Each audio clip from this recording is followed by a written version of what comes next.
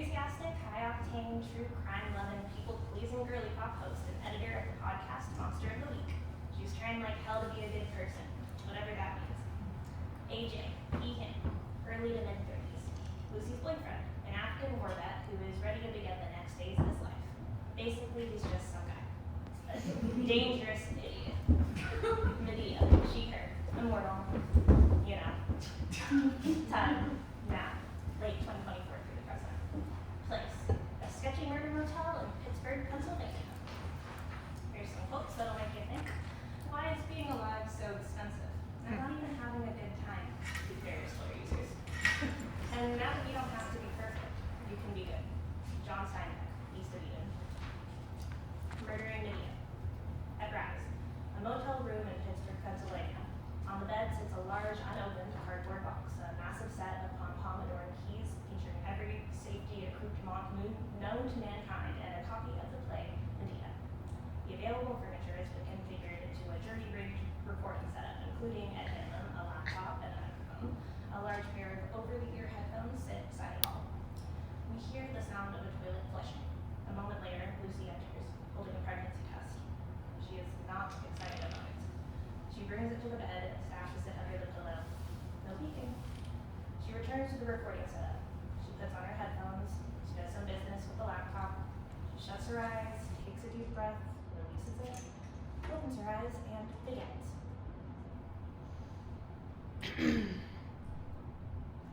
Hey, monsters! You're listening to Monster of the Week. I'm your host, Lucy, and this week I have something a little different planned for you girls. I'm actually recording this episode live from Pittsburgh, Pennsylvania, which is cool. I mean, okay, Pittsburgh isn't actually cool, but the cool part is that I am recording from the room number 6 at the Budget Lodge Motel off I-579, where just 10 years ago, the housekeeping staff opened the door to find the remains of not 1, not 2, not 3, but 4 dismembered sex workers. I mean, that's not the exciting part, obviously. That's bad, obviously. My position and the position of this podcast is that sex work is work. I for sure don't condone killing sex workers. I'm not like, you know what I mean. It's just shocking. Well, not that shocking, because any woman alone in a sketchy motel is like, I mean, not asking for it. Like, I feel like in that profession, you sort of expect, let me start over. Door and resumes. The exciting part is that since then, this place has become a hub of supernatural activity. If you look in the show notes, I'm going to link you to a Reddit thread I found, and the stories on there are literally insane. It's a rabbit hole, so don't say you weren't warned. But the point is, I'm going to be staying in the most active room in this allegedly haunted murder hotel. So if anything terrifying or awesome happens, hopefully both, you are going to be the first to know. And that's why I drove here from West Virginia. And for no other reason, why would anybody else come to Pittsburgh? Lucy glances towards the pregnancy test. Maybe this is a good time to let you all know that this episode and this trip are partially sponsored by a new to us sponsor. I am super excited to announce a brand spanking new partnership with Lucy reads the next part off the laptop. It's a script. Classics Alive, a monthly literature service that curates accessible versions of popular novels, stories, and plays, along with all the materials you need to make sense of them. Next month, right here on the pod, we'll be reading and discussing Euripides' Medea, a 2,000-year-old tale about one bad mother's quest for revenge at any cost. I think it's going to be really cool. Like, Medea totally fits our vibe on Monster of the Week. She's a homicidal avatar of rage, which feels pretty on brand. I literally just read it, so I'm actually kind of excited. For those on the fence, the TLDR is basically, after years of marriage, Medea's douchebag husband, Jason, leaves her for the king's daughter, and like, immediately the king tells Medea she has to get out of town. But where the heck is she gonna go, right? It's not like she can buy a Mediterranean condo with the piles of money she doesn't have. Plus, she has 2 kids to keep alive, so she can't just crash on a couch somewhere. So, at first, she's just gonna straight up like knife Jason and run, which is honestly valid. But then her friend comes over and is like, a man without children is nothing but a husk. Or whatever, paraphrasing. So she starts thinking. And then, I guess she realizes that if she stabbed Jason, he'd suffer for like maybe a minute and then die. But if she wants to hurt him forever, for literal generations to come, she has to kill her kids. And she does! Kill the kids!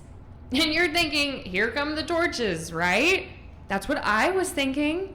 Everything I heard about this play made me think it was gonna be like ancient Greek Sophie's Choice, but nope.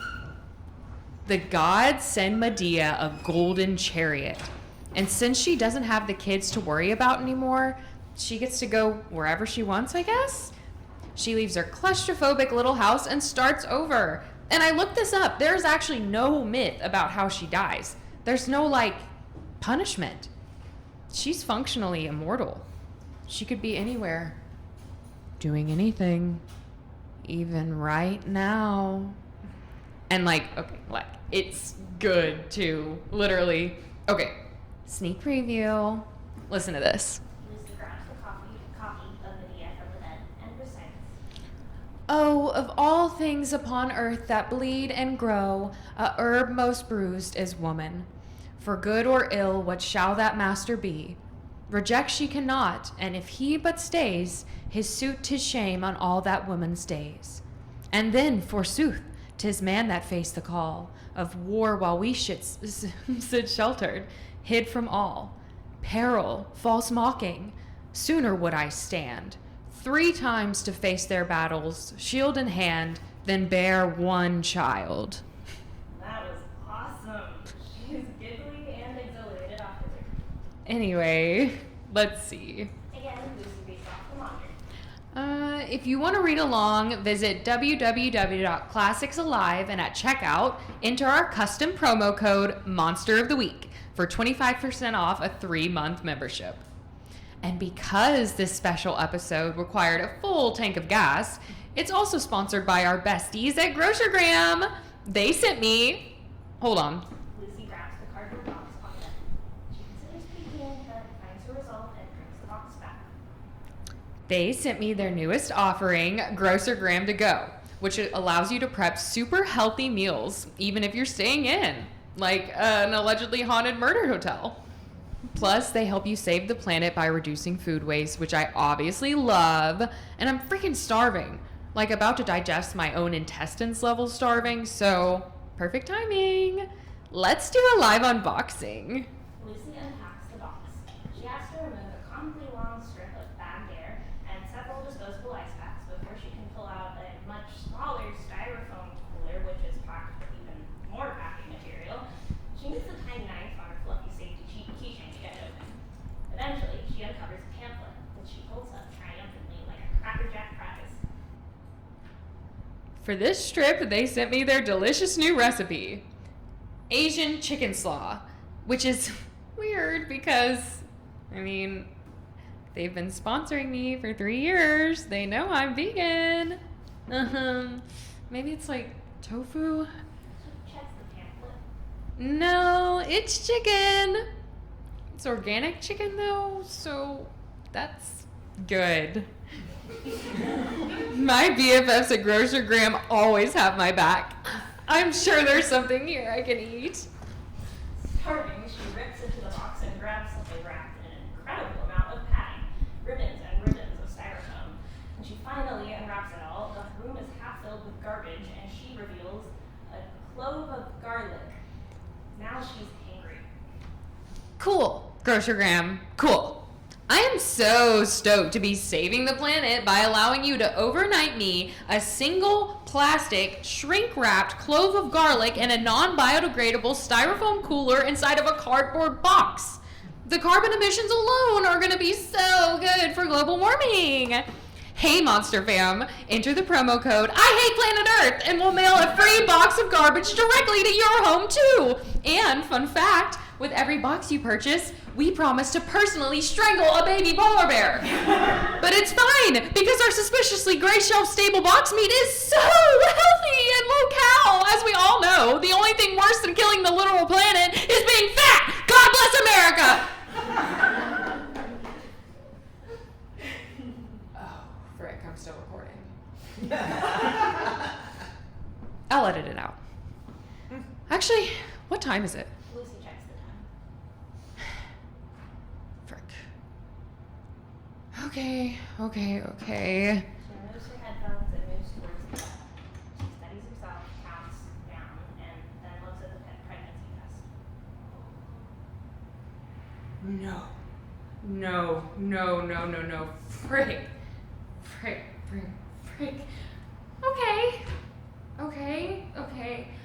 Okay. Lucy dials the front desk on the ring phone. Hi, this is Lucy in room 6. I was just wondering if you have any, Drano. No, I saw the plunger. I don't need a plunger. I need Drano. And a straw. Lucy Keys. Sorry, my tits are the wrong color, and I miss my period, and no, sorry. No, kind sir, I do not need a welfare check, thank you. No, you have a nice day. Sorry again. Bye. Lucy hangs up.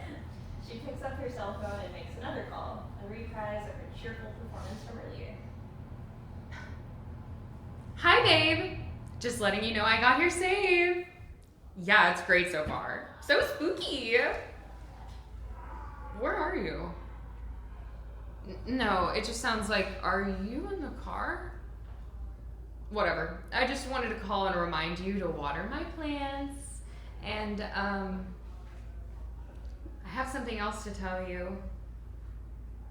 I think I'm for sure gonna stay the extra night. Possibly 2 extra nights, actually. It's really haunted here. I'll miss you so much too. But I came all the way down here. I might as well do what I came for, right? Yeah, I have pepper spray, a key spike, and the little rape siren thingy. Love you too. Lucy hangs up. My body, my choice. Moves to the mini bar and picks out a nip bottle. To drink or not to drink. My body, my choice. She chugs it, then takes out a business card. She sits on the bed, shivering, and dials the motel phone. Hi, I'm calling to confirm an appointment for tomorrow. Yeah, see, I booked it as a well-woman appointment, but actually, I did that because I was calling from West Virginia at the time, and I wasn't sure how to legally, sorry. I just wanted to make sure I could potentially do that tomorrow instead. I'm using sick days and paying out the butt for a motel, and I'm not exactly sure how far along I am. So if it could be tomorrow, it would really help if it could be tomorrow. I'll wait. Lucy eyes the knife fridge, and then walks over. But the cord motel phone doesn't reach. She sits back down, maybe tries to get another drop out of her empty head, and then answers the phone. Oh my god. Thank you. I'm here all by myself and I know it's pathetic, but sorry. What? Oh, no insurance. I'll pay cash. Yeah. See you tomorrow. Oh, wait. This probably sounds stupid, but I was just wondering, sorry, but, does it, hurt? I'm sure it does. Even pap smears hurt. I was just gonna order the pills, but I don't know who I'd call if something went wrong. And I'd get arrested if I went to the hospital, so call me crazy, but I really don't want it to say DIY at-home abortion kit from Tijuana on my death certificate or my arrest record. So I thought about it a lot, and I know I'm doing it in an office is the better option for me, but I guess I'm still just... Hello? Lucy hangs up the phone. She goes back to her recording equipment and puts the headphones on. Okay, monsters. Time to talk about these hauntings. According to the Reddit, some people see the ghost of the sex workers and other people see totally unrelated entities. I kind of hope I see the authentic ghost prostitutes. Is that bad? It's not even that I'm so attached to these specific dead girls. It's just... Okay. I don't know why, but I always imagine ghosts in, like, Regency era garb. And honestly... what would a ghost named Jessica even look like? Watch, she's gonna like float in through the window and like try to sell me frickin' LuLaRoe. And I'll probably buy it too, because I never have any flippin' idea how to say no. I obviously want to support women-run businesses and buy things from my friends. Or like, I don't know if they're my friends anymore. Or if they ever were, but you know, girls I went to school with side hustles. It's nice that they reach out sometimes, at least. The point is, I've been cursed with an apartment full of weird blue pearls and essential oils and ugly leggings that the homeless shelter won't even take because apparently they're flammable. Speaking of flammable, I keep smelling this like... Lucy gags and sniffs around the room. It seriously smells like butt in here. And I'm getting a headache, and I don't know if that's from not eating or supernatural events not otherwise specified, so stay tuned for my possible haunted aneurysm. I guess it could be from, they say people get really sensitive to smells during the first trimester. And I did just drink minibar Malibu on an empty stomach, so... So why this case, right? Other than the ghosts? Well, longtime listeners are aware that more than 75% of female murder victims are killed by an intimate partner or family member, and more than 3 women are killed by their partner every single day. Every girl knows their boyfriend could, theoretically, dismember them in a blind rage at any moment. But in this case, the murderer was a stranger. That's actually so rare. Also interesting, 3 out of the 4 victims had kids. And it looks like the only one that wasn't a mom was possibly bipolar or maybe schizophrenic.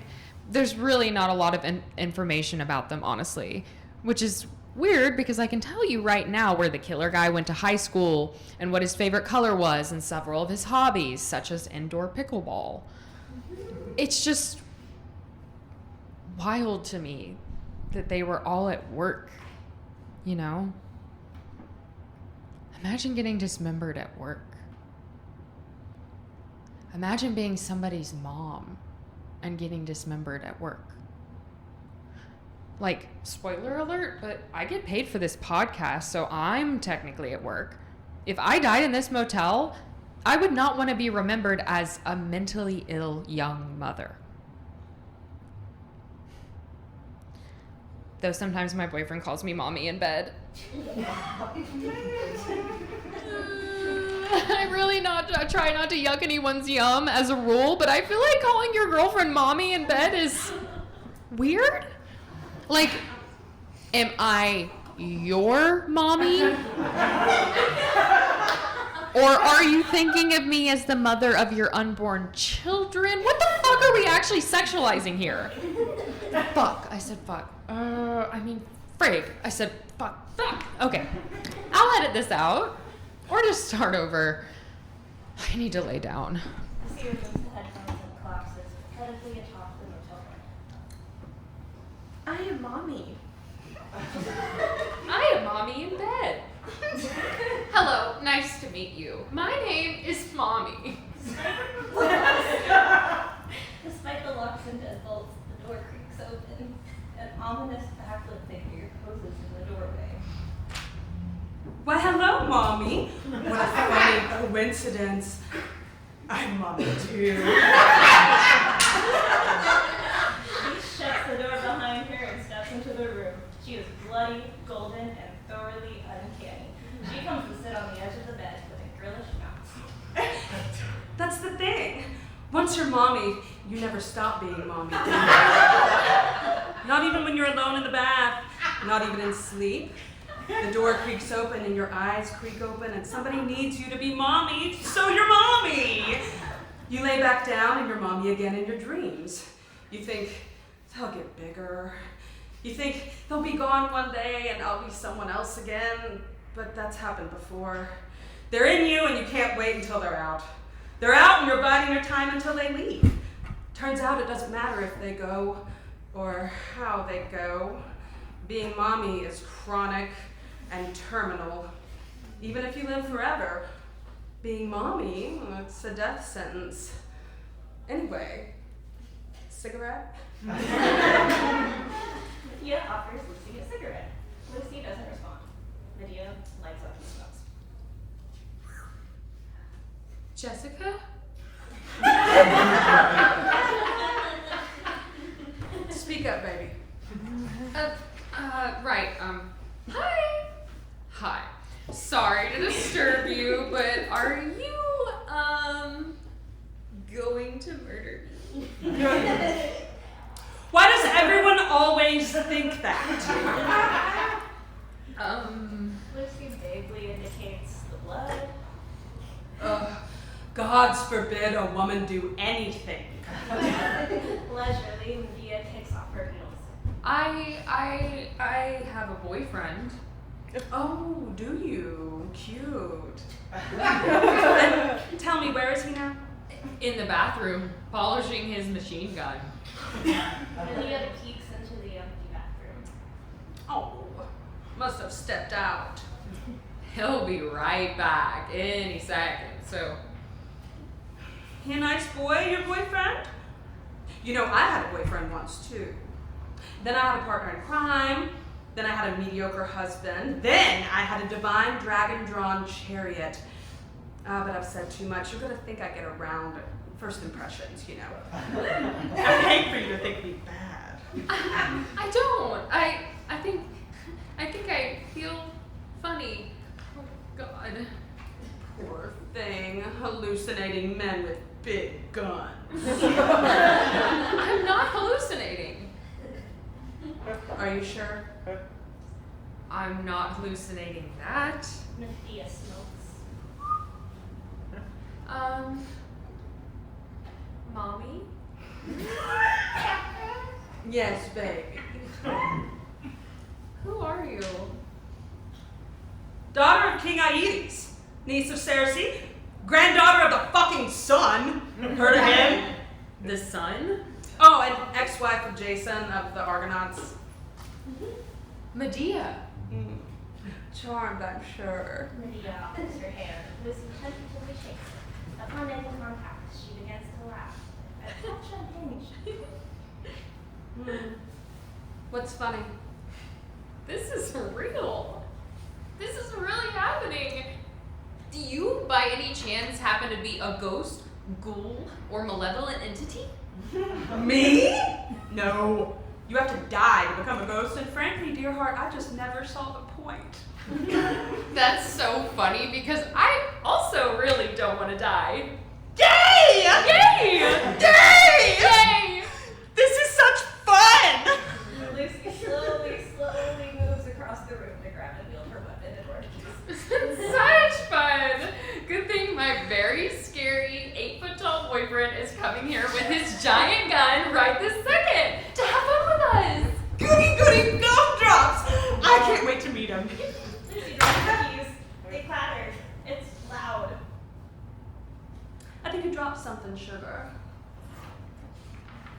Sorry. Awkward. The abominable boyfriend's taking his time, isn't he? He'll be here. His gun is heavy.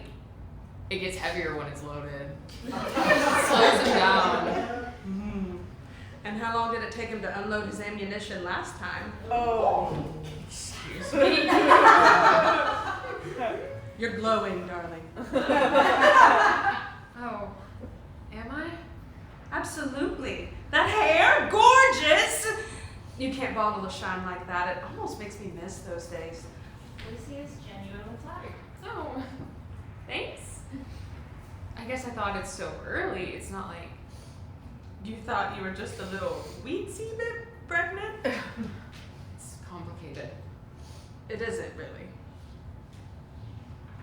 So, when are you due? Do you have any fun names picked out? What about the gender? Or do you want to be surprised? Your boyfriend isn't coming, is he? Caught out and recognizing she has no other ally, Lucy shakes her head and gives in. She groans. He's not invited. Oh, boo. He sounded like fun. So what is this, a girls' trip? A work trip. Working on growing a baby. Exciting! Is this your first? Sure is. Have you been trying long? Oh, I haven't been trying. I have been the literal opposite of trying. You mean failing? Yeah. Wait, no. Which is it? What's a word that means failing but good? Failing on purpose. Successfully not doing the thing? Unsucceeding? Abstaining. Definitely not that. Then I'm not sure there is a word for that, baby. No. I hate when there's no word for a thing. Like, did you know there's no word for the opposite of virgin? You can be a virgin or a not virgin, but if you want a word, you have to be a skanky little slutty slut. I've been many things in my long, long life, baby, but never a slut. I even waited until marriage, and if you can believe that. Not me, Medea. I've been a slutty slut practically all my life. I spent so much of my life in fear, and you know, for the longest time, I don't know why.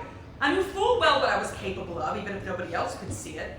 But courage is a muscle, darling. It atrophies from lack of use. I didn't realize that little tidbit until my wedding night, when I found I was very bad at sex and very good at being afraid. I often wonder what my life could have been like if I'd lived it the other way around. Can I tell you a really terrible secret? Of course.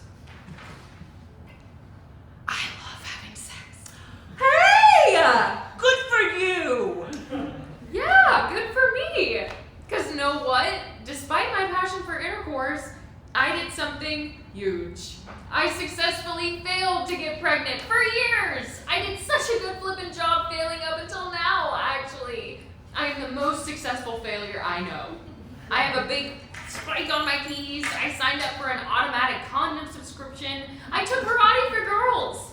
And did anybody ever clap? No. Nobody said good job not getting pregnant, Lucy, because nobody claps for failure. But now I am pregnant. By their definition, I have succeeded. And I barely even did anything. What the heck? It happens every day. The human race loves nothing more than to perpetuate itself. We make mistakes so we can birth children who make mistakes. The meaning in life is obviously chaos, so I say we might as well have a nice time. Having a nice time is so expensive, though. Mm-hmm. And therein lies the paradox. But things that suck are so expensive. Like tampons and toilet paper. Why do I have to pay to wipe my butt in the great nation of America? Preach! Why do I have to pay extra to go to the dentist and endure literal sensory torture? Louder for the people in the back! And why is sex free but babies cost $1 million zillion? Children are perhaps the most expensive acquisition of all. They only cost you your entire self. Yeah. And what do we have if not ourselves? Certainly not personhood. Women can't even own land or inherit property. Actually, we do that now. Really? Yeah. I mean, I rent personally, but theoretically. Are you still excluded from all public discourse and relegated to the home? I mean, we can, like, vote and stuff. Vote? For elected officials and policies, sometimes. Women can? All women? Except for, like, felons, but felons can't But all other women can vote. Every wife, every mother, every whore and maiden and crone. For now. And you? And me. You truly have that much power. I mean, That much power, and you complain about tampons and what? Ass wipes? but men vote too. Men vote for men mostly, or policies created by men. It's not like. You have a voice that can do something other than beg for mercy. That is a privilege. Only if someone listens. Make them listen. Do you know how desperately I yearned for a voice when I was trapped in my home, forced to endure the will of my husband? Can you begin to comprehend the fury that would have rained down upon all Greece if my sisters and I were given the barest modicum of true power in a society designed to cage us? We would have equality. We would have agency. We would have justice. Do you have all that? Equality, agency, justice? God, you disgust me. We're working on it. She's given a voice, and she whispers. She mumbles. No, I talk. I have a podcast. What the fuck is that? Like a platform where I talk to other girls all over the country, and also Singapore for some reason. About what? Murder. Good for you. What else? Mostly murder. And you are punished for it. Not so far. It's still progress. I suppose change doesn't happen overnight. It does when it makes life harder. Ain't that the truth? You wake up one morning and Suddenly you're not a person, stripped of all rights, forced to act desperately. forced to take extreme, ethically complicated measures just to survive. And they call me the bad guy.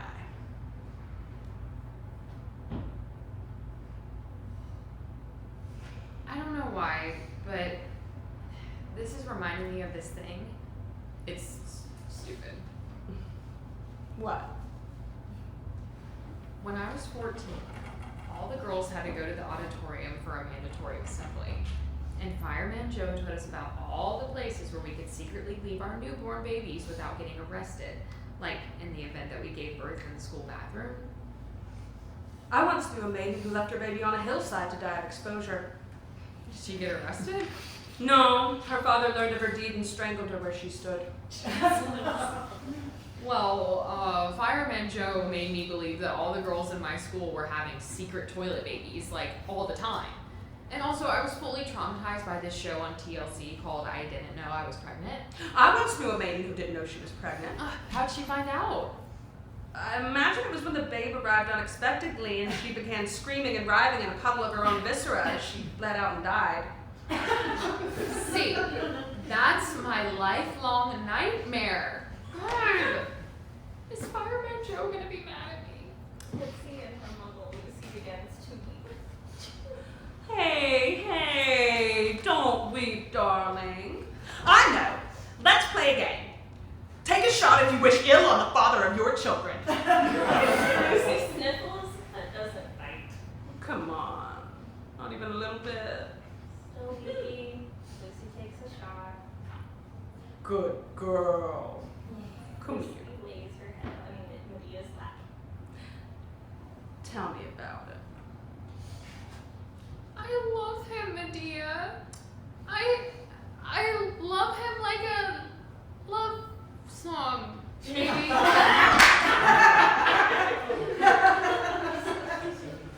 He's the prince of my fairy tale, but Lucy produces a very sad noise.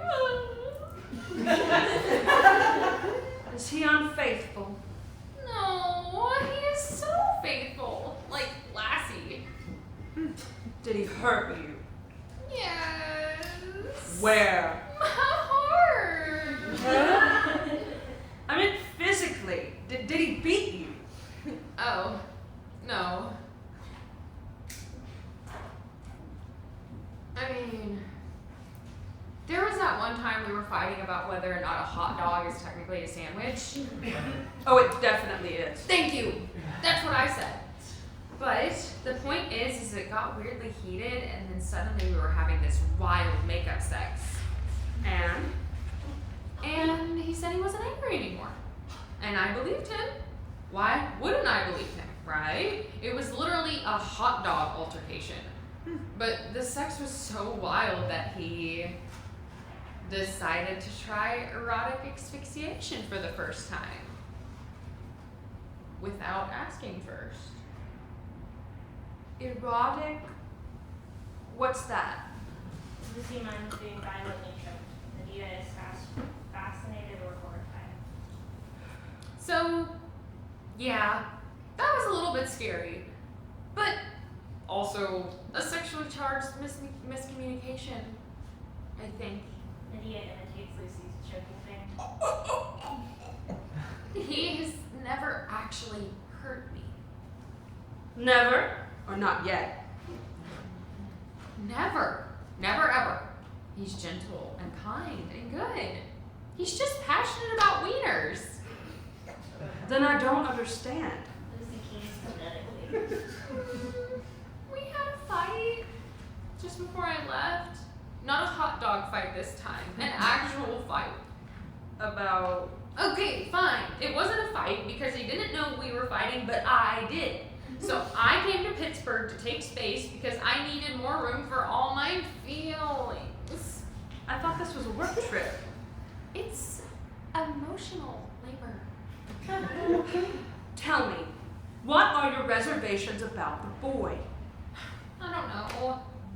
That he's perfect. And it's so easy for him to be perfect. Like when I met him, I thought, oh, he's a veteran. He's for sure gonna have low-key PTSD, but he doesn't. Oh, a soldier. Mine too, by conscription or by choice? Choice. And if I have to hear about his choice one more time, it's always my sacrifice, my sacrifice. Oh, he sounds just lovely. He is, though. He actually is. He's like if a puppy was a man. So how many people did he kill? What? In the military? I don't know, probably like 4 or 5? Wow. 17? Is that including women and children, or? I don't know. What's a normal number of people to kill? I thought you were the murder expert. I thought you were the murder expert. How about let's compare and find out. How many people have you killed? None. Well, none. I'm vegan. I'm a good person. Now ask me how many people I've killed. How many people have... 6! Wait. I always wanted to interview a real serial killer for the pod! Monster of the Week isn't really a true crime podcast, not like exclusively. Just sort of a general monstrosity podcast. You should have interviewed your soldier. Right? You were like so funny. I feel like I could say anything to you and you wouldn't judge me. Why on earth would I judge you? Because... Lucy is getting weepy again. What is it? Let it all out, baby doll. Feel those feelings. honestly, the thing is, Yes. I just love chicken nuggets like so much. Lucy collapses in Medea's arms. I crave flesh. I crave flesh all the time. And I can't tell anybody because benevolence is like my stupid brand. Baby, don't lament. It's hard. I know it's hard. Monsters have to stick together, huh? I love monsters. I have loved monsters since forever. And I love you, Medea. You're the only one who understands me. Aw, you're a darling, aren't you? Yeah. And I'm so flippin' hungry right now. Can we get Flavor Fleet? Please, please, please. I don't want to perpetuate the gig economy, but I also don't want to eat slaw from a bag. Of course. We can get Flavor Fleet, sweet pea. How does one get Flavor Fleet? Lucy brightens and goes to get her phone. It's like sorcery. It's like divine magic for girls. You press a button and a man in a Nissan comes and brings you some tacos. Is there a cost? Always a high one. Your mortal life? A significant upcharge and a service fee, and you have to tip. Well, that can't be worth it. It's just one of those things people do out of necessity and desperation and don't tell anybody about. Except the girlies, obviously. But I don't have a lot of girlies. No? All of my friends kind of moved out of the state at the first opportunity, and now they work like 60 hours a week to afford their apartments. Surely some of them stayed. Not the ones I really vibe with, though. At least I have my podcast girlies and a lot of social media followers. So. What about your soldier? If I told him how much I spend on delivery, he'd kill me. Then Flavor Fleet is a great source of shame. Yes. But happiness, too. Or honestly, not even happiness. Sometimes just survival. We should do it. Yeah? We're both monsters anyway, aren't we? We should be bad. We should be bad. Perhaps we should be really bad.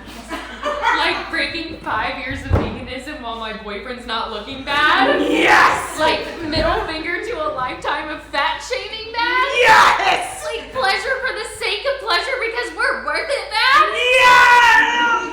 Lucy leans forward and kisses Medea like she's starving. A brief, tender moment of bliss before Lucy pulls away, beaming. I like being bad. Lucy grabs her phone and starts ordering. Is fast food okay?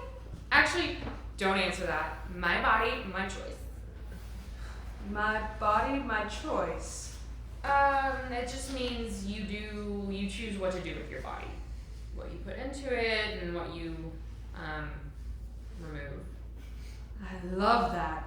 And gods, imagine if it were true. Our nuggets and such will be here in 20 minutes. I must say, I find you incredibly agreeable company. Aww.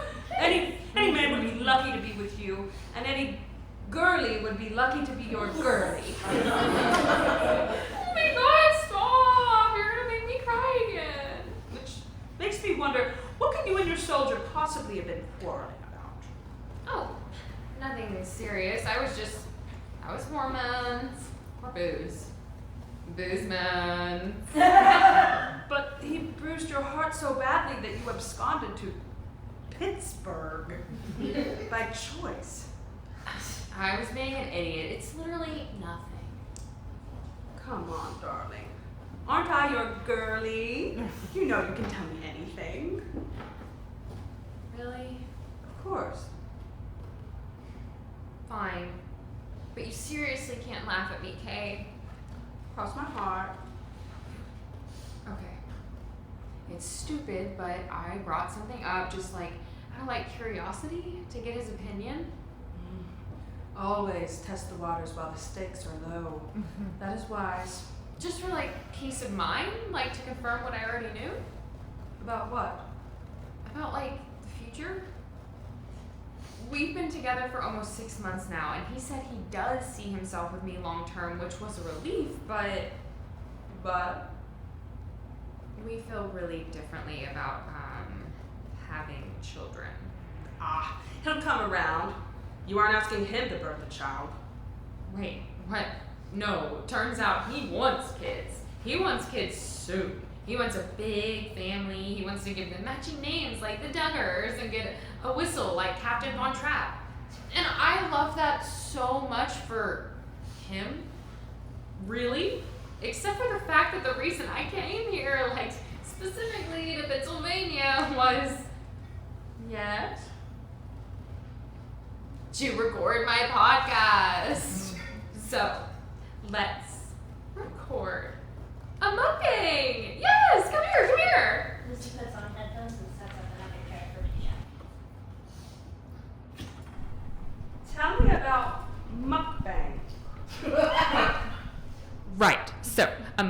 basically when you talk and eat a lot of food, but don't worry if I don't say mukbang in the episode description. We probably won't get digitally trafficked.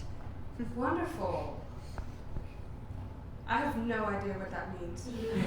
Oh, weird men steal girls' voices from podcasts and videos and use them in niche AI-generated porn on the dark web. Like, do you know about ASMR? I do not. It's a gold mine for horny soundbite theft. It stands for A something S something M something relaxation. All right. It's like girls in really pretty makeup tapping their nails on like surfaces and like opening packages, but also sometimes people make ones that are like, they're so good. Someone talks to you and only you, and their voices are really quiet and kind, and they give you advice, like genuinely good mental health tips. And sometimes, they pretend to be your friend or your sister or your childhood school nurse, and never mind. No, tell me more. Forget it. Why? There's such light behind your eyes. I could listen to you speak about your obscure passions forever. No wonder your girlies are wrapped with loyalty and affection. Really? Truly. I don't know. It's embarrassing. True passion is never embarrassing. I'm still embarrassed. Not just now, like 90% of my life. Why, baby? I just feel like everything I like is stupid. Do you ever feel like that? Like, for some reason, everything that makes you feel good is worse. Oh, all the time. Did you know that before I lost my husband, I maintained an interest in botanicals? Like plants and stuff? Oh, me too. Mm-hmm. It was considered a dainty hobby, but my Jason knew full well what those little posies could do. He'd seen their potency with his own eyes when I used them against his enemies. But see, to men, the idea of a woman having power is an adorable joke until, oops, it threatens them. Then they bring out the torches. And I haven't gardened since. Can you say all that again for the pod? I mean, no pressure, obviously. You can basically talk about whatever you want. Just make sure not to mention any, like, ideologies. Ideologies? Yeah, like political stances or social stances. You can say feminism, but don't, like, get into it, you know? Just focus on, like, girl power and positivity. Oh, and no swearing or grossogram wolf lumps. You do want me to tell my story, yes? If that's okay. That may be challenging given your constraints. The social and political climate influenced all my choices. Violence does not occur in a vacuum. It's so hard, I know, but I really try not to alienate anyone, especially the sponsors, but don't worry. If you mess up or even just say something cringe, I'll edit it out. You can do that? Remove it from the record. It's really not a big deal. If I talk for like 3 hours, I'm lucky if I get 10 minutes of material. Something about that feels dishonest. No, it's like when you take a selfie, right? You don't post the first selfie, you post the best selfie. Best according to who? Just the one you think the most people will like. This might come as a surprise, darling, but I don't particularly care who likes me. Okay, but this is my show, so... And what do you have to hide? Let's just record the intro really quick. Lucy starts the recording. Hey, monsters! You're listening to Monster of the Week. I'm your host, Lucy, and this is wild, but today I'm going to be talking to the literal Medea, aka the world's most famous baby murderer. A murderer who murdered her own children she made in her body. There were humans carrying her genetic legacy, and she snuffed those little lights out so she could girl boss a little closer to the sun. Hey! The question is, did she regret it for a literal eternity? How did she handle the judgment? Would she recommend others do the same? Please. Tell me everything. But first, a quick shout out to the amazing sponsor for this week's episode, Harmony Hub. Harmony Hub is the app-based therapy service that puts counseling at your fingertips. All you have to do is pay a low monthly fee, and you'll be connected to a mental health professional who will answer your text messages at any time, day or night, which is awesome because real therapists definitely don't do that. But that's the other thing. Harmony Hub is way more affordable than traditional therapy, making counseling an option for millions of isolated Americans who might not otherwise be able to afford to pay someone to listen.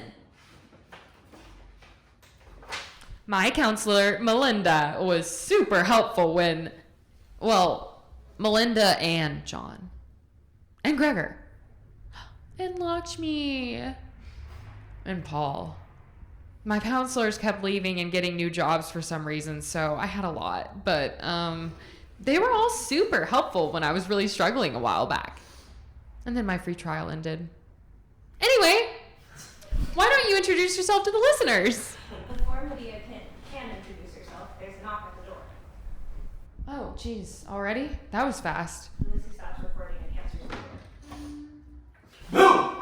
Boo! I'm a dead hook. Lucy slams the door in AJ's face. She begins gathering all the trash and nip bottles, trying to clean up as quickly as possible.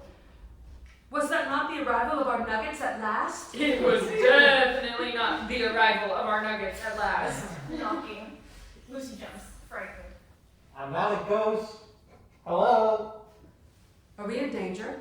I don't know. Then why all the fussing? If you don't know if you're in danger, you have to assume that you are, or it's your fault if you get hurt, right? Oh, but if you fight back and a man gets hurt or, God forbid, dies, suddenly you overreacted. You were hysterical. Okay, well, so what am I supposed to do? Nothing? Well, I never said that. Great. Thanks for your help. Will you hide somewhere, please? Lucy begins fixing her hair and makeup. Maybe she even changes clothes. You understand I have defeated veritable dragons. I have murdered men, women, and children in cold blood. I will defend myself without reservation. I fear very little. Good for you, but that's weird.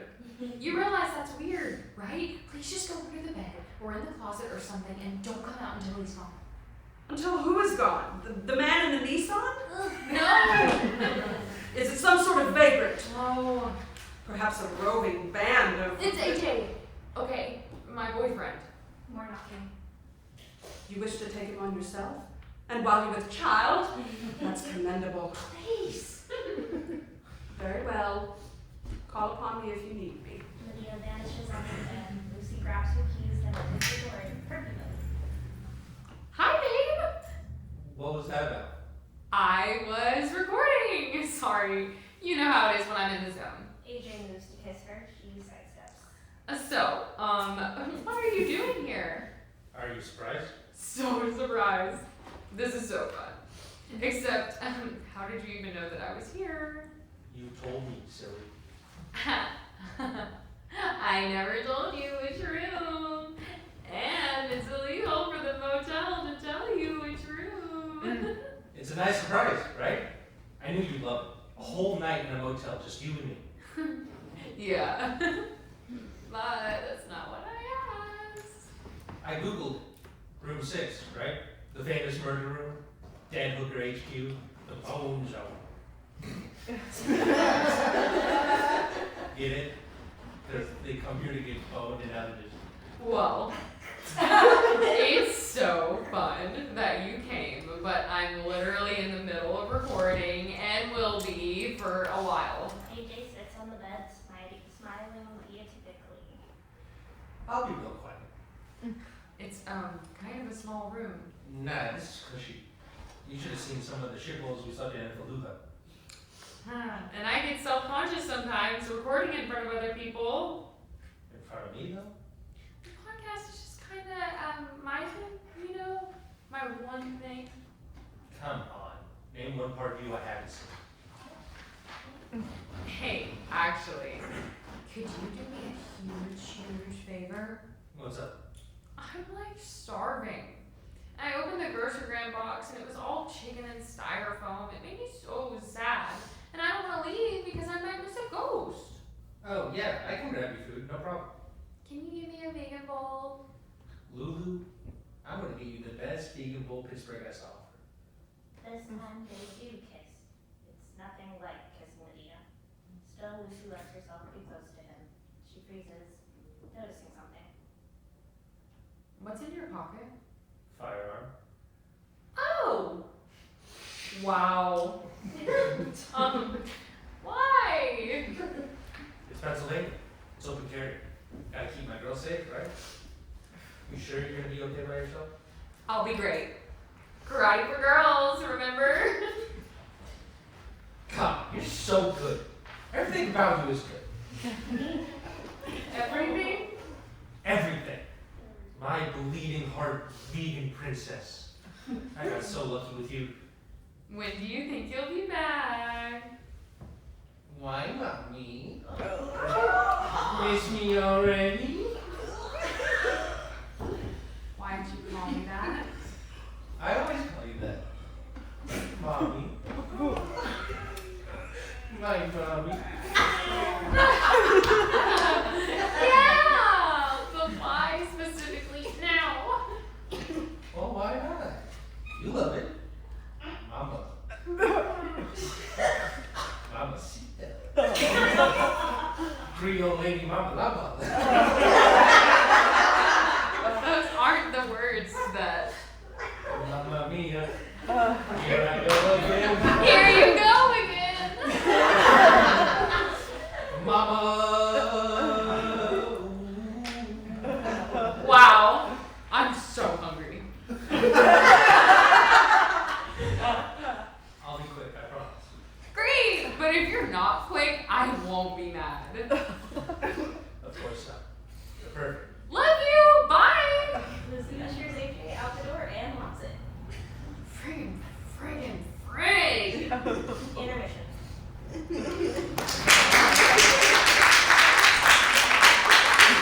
Medea pops out from under the bed. Aww, he's precious. it's weird that he randomly showed up here, right? With his gun. Unexpected, certainly, but weird. Do you think he, suspects something? The Flavor Fleet? Yeah, that. You never really know how a man will react to a woman's decision to pay $50 for a Happy Meal. Surely he'll be charitable. You're feeding his baby. Except he doesn't know yet What? about the baby. Sure about that, Mamacita? He could have noticed that I missed my period and put 2 and 2 together. Easy then. Tell him for certain he'll be over the moon. No. No. No. Medea examines Lucy. Is this hot dogs again? Thinking about scary makeup, sex with the asphyxiation. You always make this face when you're contemplating your own mortality.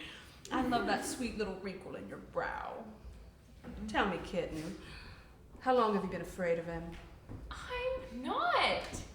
Not usually. Then tell him. I can't. Why not? Because. Because why? Just because. It's fine. I'm gonna tell him I don't feel well. Maybe we can just go home. But we're having such a wonderful time.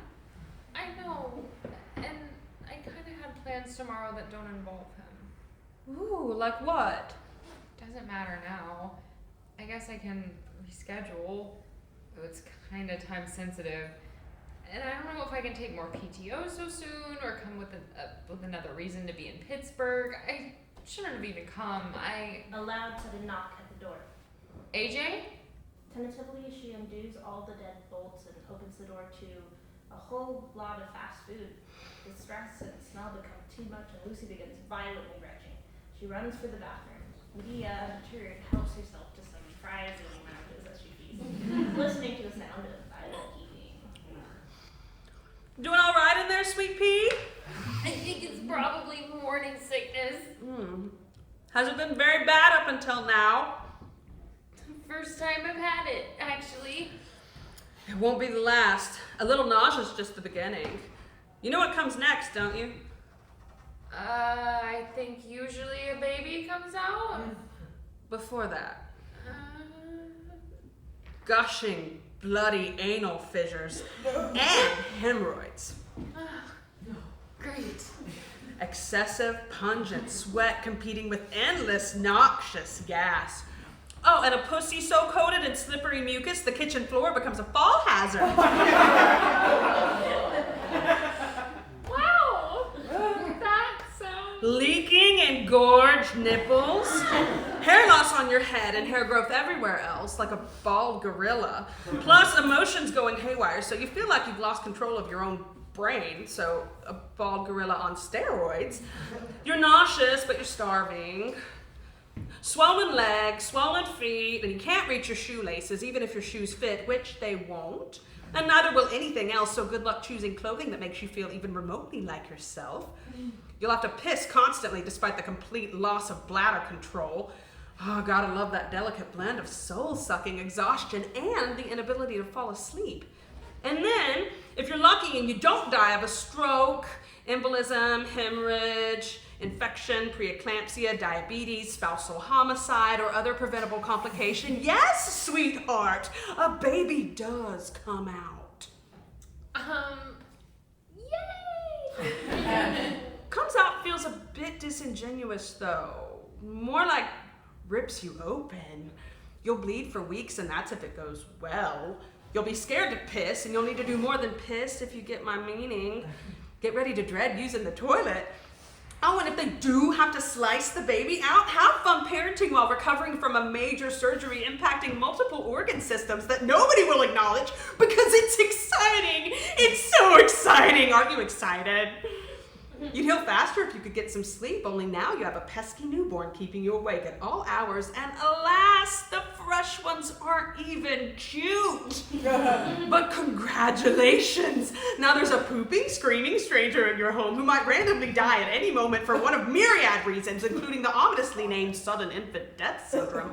And if anything happens, anything at all, including the baby's inability to latch, it's all your fault and only your fault. Forever! They'll call you crazy and lock you up if you don't bond with it immediately, but oh, I've heard putting a tiny hat on it helps. Medea loudly slurps her drink. Lucy emerges from the bathroom looking more nauseous than when she entered. That reminds me. I thought of another thing that doesn't have a word while I was puking just now. There's no word for a person who was pregnant but didn't have a baby. That's silly. Why wouldn't you have a baby? I mean, if something happened. It's a little late to be having second thoughts, isn't it? I'm not having second thoughts. A little late, but never too late. Does this have anything to do with him? No. What? I think you and I both know who created this situation. Nobody. No. No. Come on. It'll feel good to get it off your chest before your chest turns into a 24-hour milk bar for a naked mole rat. I thought you weren't gonna judge me. Judge you? Yes, I know this was my fault, okay? What? I wasn't implying that at all. I wonder why you'd assume such a thing. Because I deleted my period tracker so the government wouldn't arrest me if my period was randomly late? Huh? Yeah, I told you that voice women have. We're mostly using it to scream these days. Is that really your fault, though? No, I voted. That's what they told me to do. See? But I could have said no to sex. I could have shelled out for Plan B. I could have sucked it up and ordered the pills. Or I could have gotten an IUD right when they overturned Roe, but they're freaking expensive, and I heard they really, really hurt, and I got scared and canceled the appointment, and there's only one clinic left in the state, and the doctor only does them once a month, and they booked back up really, really fast, and they're... And it's your responsibility to turn down pleasure. It's your responsibility to endure pain, to take the risks, to fund the procedures, to make and keep the appointments. What's his responsibility? Sometimes he pays for the condoms. What? Interesting is all. Well, it's not his fault. I don't want kids. Of course he assumed I would. You're supposed to want kids. We're not like other girls, you and me. I guess not. Good thing we have each other. I kind of wish I was like other girls, though. Like, a little bit. Or that other girls were like me. If you were like other girls, he'd be yours for life, assuming you want him to be yours for life. Life is long. Life with kids is very long. Thea lights another cigarette. This time, when she offers one to Lucy, she accepts. Didn't you have Jason, though? I thought so. Or maybe Jason had me. It's not always a good thing, is it? To be had. Did you love him? I love the sex. I won't say that wasn't a factor, but once you have hormones, love gets confusing. Sometimes I wonder if anyone has ever really fallen in love. I think most of us fall in comfort. More still fall in complacency. Some of us just fall. We need someone to complete us. And look who's standing with arms outstretched. I remember AJ asked me to move in, and I was just like, thank God, you know? Thank God I can finally stop dating and marketing myself and just be a person. I remember courting. I once attended a livestock auction, less dehumanizing. I don't know why girls like spending time alone with strange men with sex on the brain. Before dates, I used to spend all day pretending I didn't have violent diarrhea just in case someone with a decent credit score decided they might want to marry me. Sounds romantic. Was it love at first sight? Me and AJ? Sure, chapter 1 of our love story. Tell me everything. I was so nervous, but we were at Kangaroo Roadhouse for like 5 hours. What did you possibly talk about for 5 hours? Mostly his job and like Iraq and how he wanted to. No, what did you talk about? I was just telling you. You talked about him Yes. for 5 hours. Yes. And that was his basis for asking for a second date. There was attraction. Did you make the beast with 2 backs? On the first date? Did you? We probably would have, but he ordered the bloomin' onion. Then it wasn't attraction. He liked that I'm a good listener. Don't you talk for a living? For hours and hours on a range of esoteric and carefully researched topics as your passion bubbles forth like a glorious deluge, inviting others to bathe in the shallows of your wise and witty declamations? What is your point? Is he a good listener? Yes. Give me an example of a time he's listened, really listened to you about you. I don't like talk about myself all the time. He likes that I'm patient and like not conceited. And what do you like about him? I don't know. Everything. Nobody loves everything. Most things. Lovely. Name one. He has a lucrative career in loss prevention. And? He hasn't like assaulted me or anything. That's a damn low bar. He must be really well hung. He is. Thank you. And? He's nice to me. Gods, how did the bar get lower? Should I date someone who's mean to me? You should date someone who delights in you. AJ delights in me. AJ doesn't know you. Well, maybe he knows enough. Whoa. We both work 1,000,000 hours a day, okay? And when we get home and we're exhausted, and I watch true crime documentaries, and he plays video games, and we can afford to do that on 2 salaries, so I don't have to be worried about survival literally all the time. Defensive. I'm explaining myself. Are you done? Yes. Great. Now, let's imagine a world in which you leave him. Let's not? It's a thought experiment. Play with me. I don't want to play anymore. And you wonder why you have no friends? Lucy is genuinely hurt. That was me. No, that was honest. I'm not surprised you can't recognize honesty when you hear it. You're a wonderful little liar, aren't you? Remember when this was a work trip? Shut up. Play with me. What do you want me to say? Me and AJ break up. I'm sad. And? I'm broke again. The world was not designed for one income. If everything had to go towards rent and food and Wi-Fi and phone bill, gas for the car, insurance. And your sweet little baby. Even without a baby, I don't know how I could afford to have a podcast anymore. And it's basically my only hobby. Without a baby, you say? Hypothetically. Could you rely on your family for a time? God, no. My parents are... What? Cruel? Neglectful? Emotionally absent? Super eager to make America great again. And I'm sure they'd love it if I came crawling back begging for handouts. Surely you could look past a few small personal differences. Sure, but hate is not a small personal difference. I do understand. I've burned some familiar bridges myself. Did you get along with your parents? No, I did. Very well. It's only that I murdered my brother and then threw his dismembered remains into the ocean like chums so they'd have to hunt down every individual part of him in order to give him a proper burial. They're still searching for the left pinky. Was that before or after the baby killing? Oh, before. Nugget? No, thanks. What else goes if you go? I guess grad school. I hate my real job. I wanted to go back for audio engineering. Oh, honey.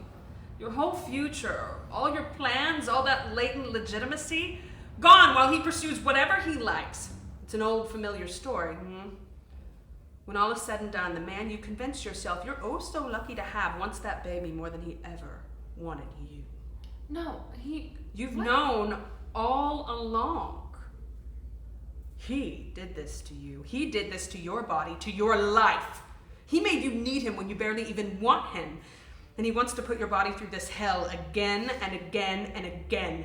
And if he chooses, he can walk away at any moment, body intact. And he's still going to get every single blessed thing he wants. Does that at all seem fair? Actually, no. Does that seem right? No. Whose fault is this, Lucy? It's partially his fault. Whose fault? AJ's fault. Yes. Say it louder. It's AJ's fault. Like you mean it. It's friggin' AJ's friggin' fault! Frick! What is frick? Was he fricking you when he spilled his demon seed inside you and destroyed your future? Whose fucking fault was it, Lucy? It was all fucking AJ's fucking fault! Do you know what I'd do if the man I love betrayed me by destroying my body and my life so he could pursue all his dreams at the expense of mine? Whatever the fuck I had to do, sweetheart. I was already planning to do it tomorrow. Do what? End it. The pregnancy. Get rid of it. Wonderful. Tell him and you'll destroy him. I don't want to destroy him. Oh, don't play cool. I'm not doing it to hurt him. Of course you aren't.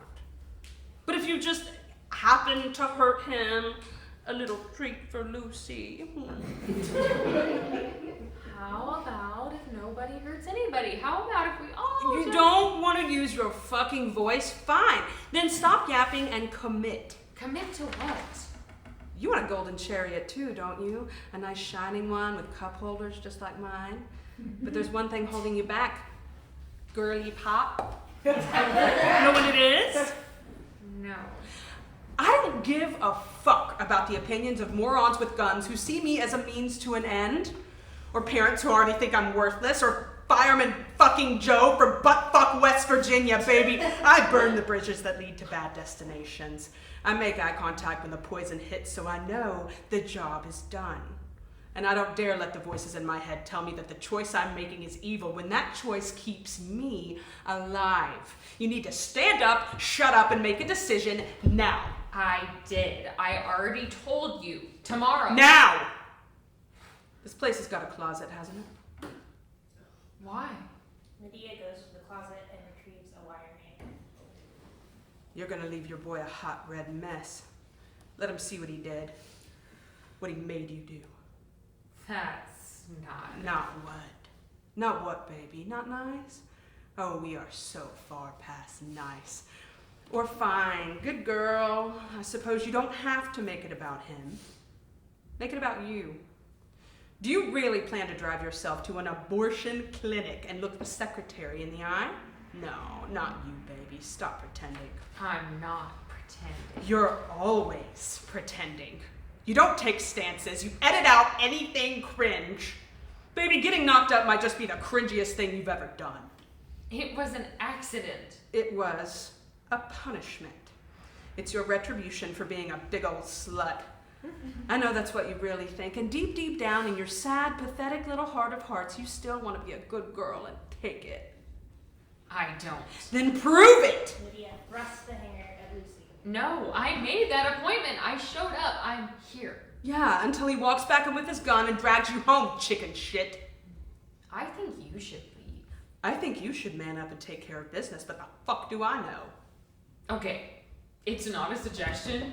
Get out. Lucy scrambles for her keys, wielding them. Get out. Why are you fighting this? You knew what you wanted long before this moment. If you had shit out a baby in your high school bathroom, you would have flushed that thing and gone straight out to third period math. You shameless meat eater. You vampiric, self-serving sellout. You are a gas-guzzling, planet-killing, selfish little slut. Medea upends the box of grocery grams trash and it fills the room.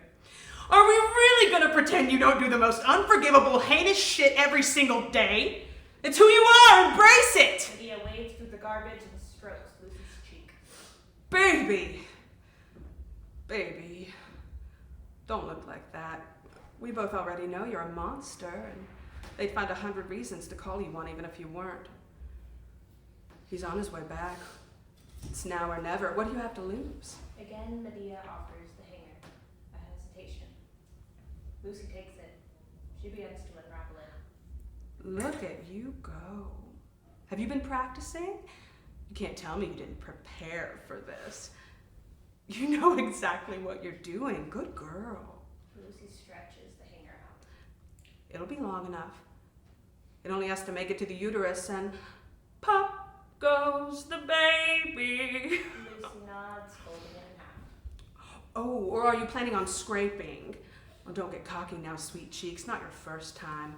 Keep it simple. Your body will take care of that. Where do I? Oh, anywhere. The bed? Sure. It isn't your job to get the blood out of the linen, so you may as well get comfy. No. The bathtub. Really? Why not the bathtub? The bathtub is so hygienic. This is a statement. Go big or go home. Lucy sits on the bed. Well, I'm scared. good. Taking a stand should be scary. If you're comfortable, you're either a sociopath or you're not trying hard enough. It's gonna hurt. Pushing a bowling ball through a keyhole hurts. This is the easy way out. Could you maybe hold my hand for solidarity? Monster to monster. Oh, of course. We'll do this together. Lucy reaches out her hand. Medea takes it. A moment, and then Lucy wrenches Medea's arm behind her back, dragging her forcefully to her knees. Karate for girls, motherfucker! Lucy pins Medea down and then reaches behind her and takes up the hanger. If you're trying to be helpful, you're a little late. I already took care of mine. Who are you? Daughter of King Aedes, niece of Circe, granddaughter of the fucking... Granddaughter of the fucking sun, right? You've got fire in you too, baby. The power to change the future. To reclaim your own story. Don't you feel it? I can feel it. No more chickening out. Good. No more agreeing to everything to make other people happy. Yes! No more letting other people make choices about my body for me. Yes! I am going to live. I am going to thrive. I am going to get what I want. Claim your chariot, woman! Lucy strikes, forcing the hanger into Medea's throat. She straddles her torso as she digs in, cutting off her hair. She will not let up. Medea thrashes wildly until the moment she stops. Lucy is silent, panting, shaking. Oh God. Oh God. Oh God. Oh God. Oh God. Oh God. Lucy retches violently. She panics, faces, she mumbles to herself, a touch unhinged. It's okay. It's okay. It's okay. You're alone. You're alone. You're alone. Nobody has to know. Nobody ever has to know. It can be a secret forever and ever and ever. Lucy drags the body and fast food and hides it under the bed. There! Perfect. Yay! That's good. That's good, right? Right? She looks around. Now she's really alone. With nothing else to do and nobody to talk to, she dons her headphones.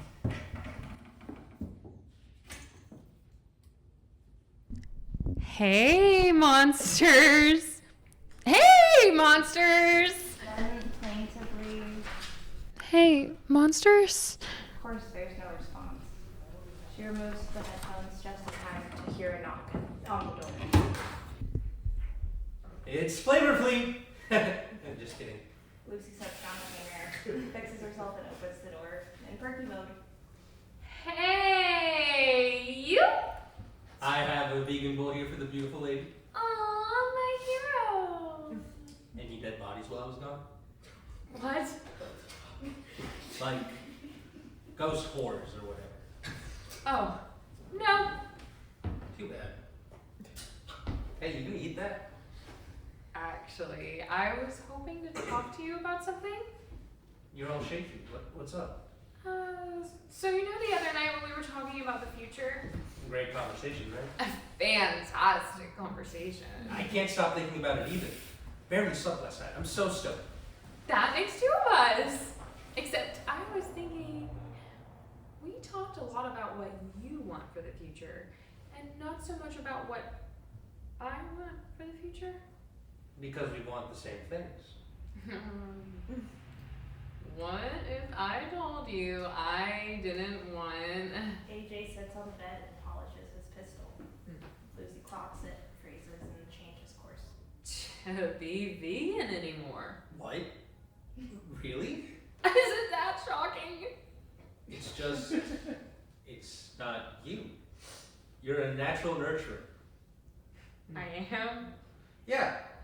I've been watching videos about it online. You're like the perfect manifestation of the divine feminine.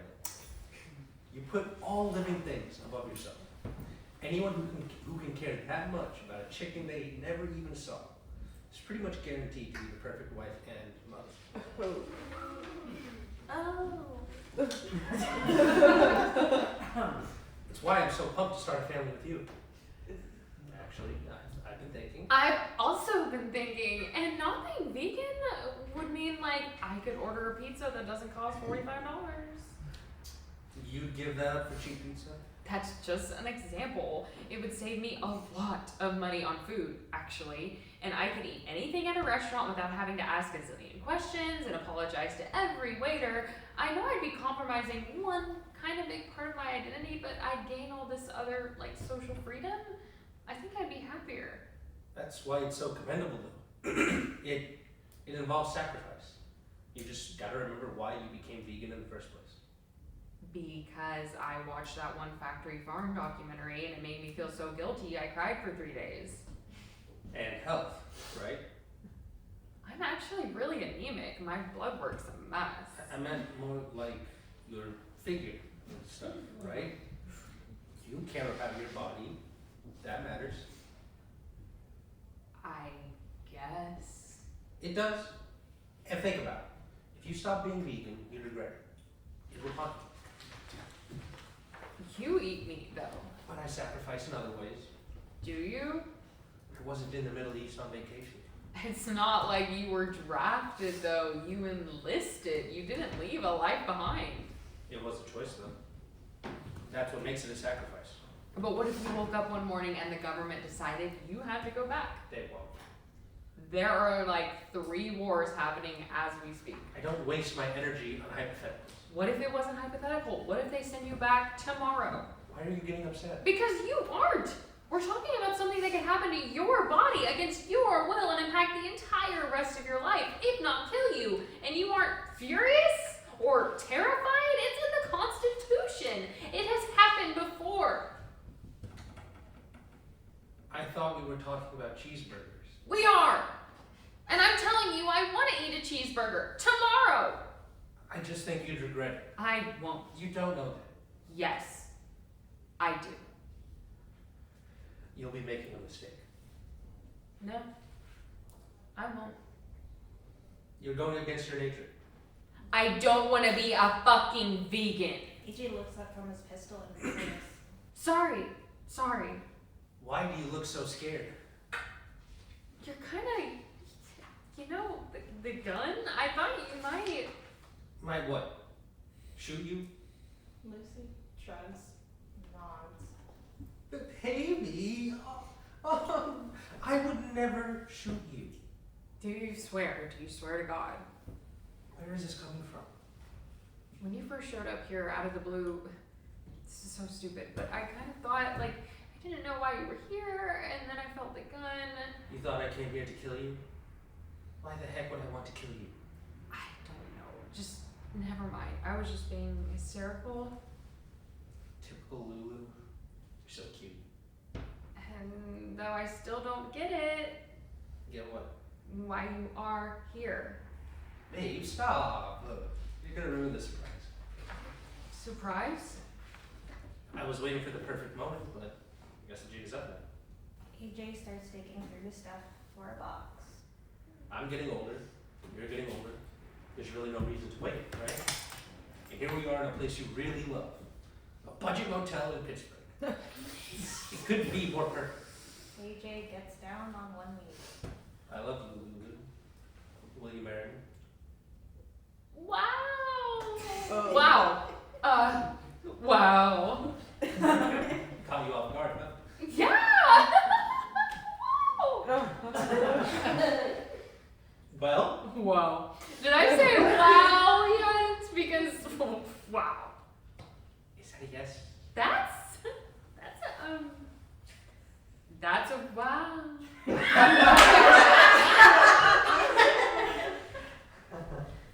You're speechless.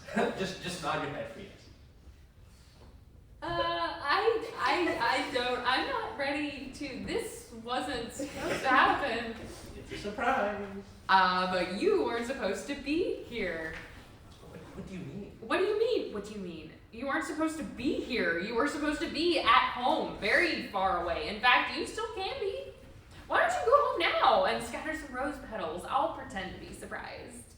AJ puts the pieces together. His entire countenance shifts in an instant. You have a lover here. What? Where the fuck is he? I don't have a lover.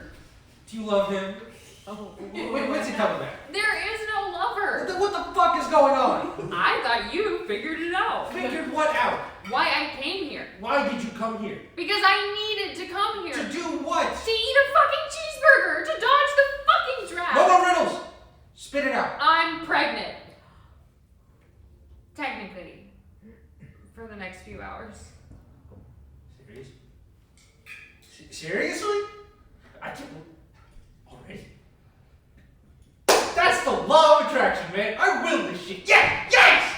Yeah, but tomorrow. Tomorrow's the first day of our forever, babe. I'm gonna be a daddy. AJ picks Lucy up and spins her around. No, AJ. I'm gonna be a listen. daddy, and you're gonna be my mommy.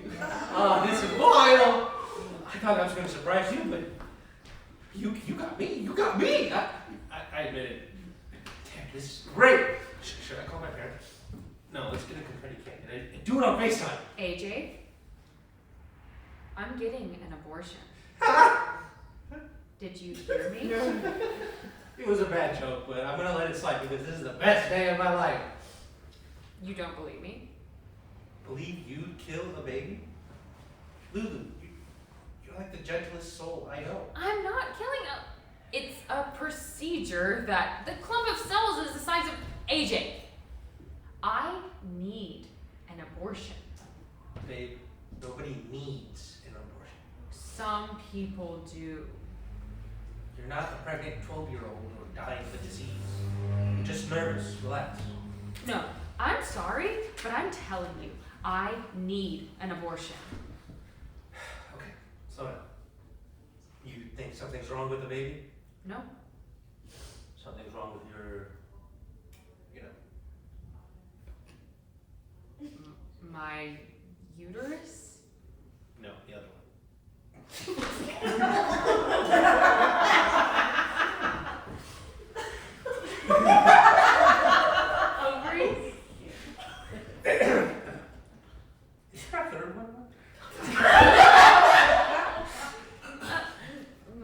vagina? Yeah. My vagina is fine. Oh, thank God. My appointment is tomorrow. First thing. No. This has got to be all the murder documentary stuff. I told you it would get to you eventually. This isn't you. This isn't me? You're a nurturer. A lover, not a fighter. Okay, quick question. Yeah? What do you think the spike on my keys is for? The big one shaped with a kitty cat? Lucy picks up the coat hanger. Furious, she's starting to resemble someone else we know. Why do you think I took years of karate? It's a little hobby, right? No, you look so cute in the uniform. No, AJ, no. I intentionally learned how to do murder and bought myself the tools to do murder because I knew I might have to do murder, which means I always knew I would do murder. Lucy gets AJ in a karate for girls headlock. Would you say I am capable of committing murder, AJ? I don't know. Lucy tightens her grip. AJ grunts. You really have no idea what I'm capable of, huh? Good or bad, you have no idea. You are capable of compassion and mercy. Are you sure? Lulu, you don't want to do this? But you believe I would. In self-defense? Sure. Yes. If you really want to danger, I guess yeah. Lucy releases him. He remains on his knees. I am in danger. My future is in danger, and my body, my sanity, which is pretty much all I have, I am one missed appointment away from losing all of it. Look me in the eye. You say you love me? Then believe me when I tell you I am acting in self-defense. You're overreacting. Now, if I have a baby, I will drink myself to death. I can promise you I will not be a good mother, and I will suffer. And you will suffer. And that baby will suffer. And that suffering will perpetuate itself. It will last for generations. It's a sacrifice. That means fear. That means risk. You have to give some things up. But if you believe in your cause, it's worth it, right? What is my cause? Our love story, our future, you and me, the house, the yard, the American dream. Could be so easy. You won't have to worry about danger because I'll keep you safe. Come on, Mom. You sacrifice for that.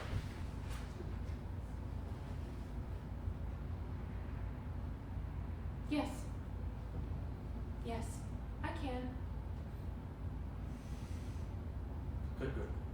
I'm actually super good at sacrificing for our love story.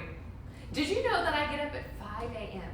every morning and put on eyeliner so you don't have to see what I look like without it? And once a month, I drive 3 towns over to get my butthole waxed.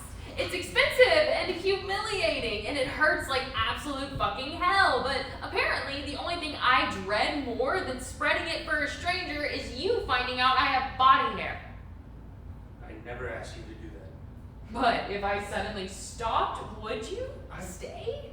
I don't know. Because I don't think you would, and that's why. If something about me is unpleasant, or weird, or gross, or I think you won't like it, I keep it a secret. And this trip was supposed to be another secret on a long list of secrets. But you know what?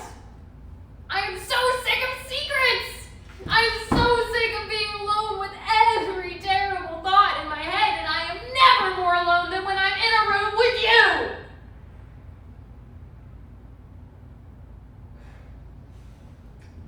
Let's just make an appointment back home. We'll have them do the baby scan, and I bet once we see you, you'll change your mind, and Lucy pushes him off. I have a doctor's appointment in the morning. I'll come. I pack an overnight bag, and I can. No. I'll bring my firearm. It'll be safer for you outside the clinic if I'm there. I said no. Okay, maybe you don't want this baby now, but later on. Sooner would I stand 3 times to face your battle, shield in hand, than bear 1 child!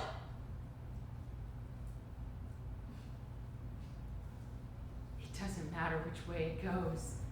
Either I have your baby and ruin my life, or I deprive you of a family and ruin yours. No matter what happens next, no matter who holds the weapon, if I make the choice, any choice, I'm the monster. You are not a monster. Then what am I? Right. Let's make this easy. It's over. I want you to leave. You're breaking up with me? I want you to find out what else I'm capable of. Do you? Babe, Go home. Tell them a mentally ill bitch led you on and broke your heart. Omit all the context and tell whatever story you need to tell to walk away a hero, but walk the fuck away. Now. Lucy grips her fluffy keys. AJ reaches for his gun. Lucy tenses, prepared to die a monster. A long silence. Then AJ begins gathering the rest of his things. He exits. Lucy locks and bolts the door behind him. Then the weight of all that came before hits her. Tentatively, she looks under the bed. Nobody's there. Her worst fear is officially realized. Medea wasn't real, and she's alone. But Lucy is real, and so she dons her headphones. Hey, monsters. You're listening to Monster of the Week. I'm your host, Lucy, and I just broke up with my boyfriend in a motel room in Pittsburgh while under the influence of minibar liquor, and I am actively resisting the urge to drink more, because that's what happens when your app-based text message therapist is an unlicensed 12-year-old boy at a call center in a third world country. I'm only here because I had to drive over state lines to get an abortion, literally holding my ass cheeks together to keep from shitting all over myself because, 1, going to the gyno is bad enough without worrying about being charged with a literal felony, and 2, I had no idea what was going to happen to my body when I got here. I still don't. And I have nobody else to talk to about it because my Trump-loving parents disown me, and I have 0, count 'em, 0 close friends. I get it now. This is why smart people join cults. And I know what you're wondering. Hey, Lucy, what's the monster angle for this episode? Lucy disposes of the hanger. She begins to clean the rest of the mess. Some of you have probably already decided, and you'll stop listening here, and that's fine. You'll put on a different podcast where the monsters don't look so much like you. But for the lucky ladies still listening, in this episode, I'm going to tell you all about what happens to me at the abortion clinic. I can't promise it'll be interesting or exciting, but that's all the more reason to tell it. Because if I don't tell this story, other people are going to tell it. Some guy is probably going to tell it, and he's going to tell it loudly. And he's going to tell it wrong. And he's going to make it sad or scary. And he's probably going to put it behind a freaking paywall or 20 minutes of grocerygram ads because everyone's broke, and that's what you do. That's what you do. But fuck that. Women didn't spend 2,000 fucking years fighting for a voice so someone else could tell our stories. Yeah, you heard me. I said fuck on my podcast. I love to suck and fuck so much. Always have, always will.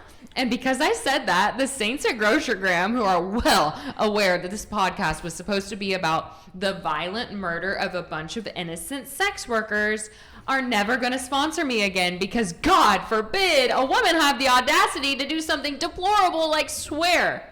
Hallelujah. Good riddance, you planet slaughtering frauds. I shall peddle your sordid wares no more. please, please, dear God, tell me you're all secretly weird and horny and fucked up too. Please, please, please. I bet you are. I bet those sex workers were too. They were probably cool. Maybe we could have been friends. And not just them. There's so many of you. Of us. Listening in our cars, early in the morning, or on the bus, or on the train, surrounded by creepy strangers. Or alone in the park, maybe walking the dog, trying to find a single second to decompress after a day of getting harassed and demeaned at work. Listening while scrolling through our phones, trying to convince ourselves that every like means I see you, because the alternative is too fucking depressing to imagine. Are you listening to my voice because the alternative is your own voice? Screaming at you in your head about how slutty and wasteful and worthless you are. Because around here, that's the soundtrack 24/7, baby. And it's not enough. We deserve so much better than noise. I bet those sex workers had things to say. And so do I. And so do you. So how about this? Change the format. If you're going through something weird, or sad, or confusing, and you don't know who to talk to about it, talk to me. Talk to us. Your girlies. Your monsters. We could all use more voices in our heads. Better voices. And you're not actually alone, okay? For a brief, ephemeral moment, Lucy looks up and out at the crowd. For one fleeting heartbeat, there's no performance or separation between host and audience. She sees them and is seen. We've been here all along. Lucy stops the recording. She removes her headphones and looks around at her clean trim, her empty slate. She goes and devours a chicken nugget, ravenously and without shame. End of play.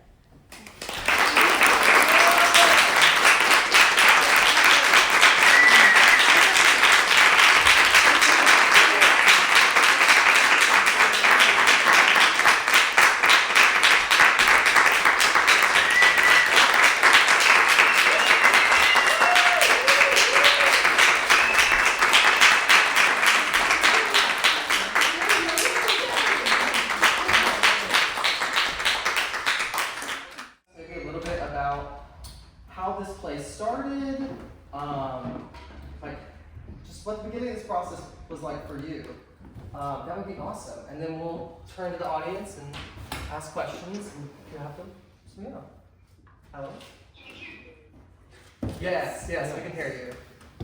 Yay, okay.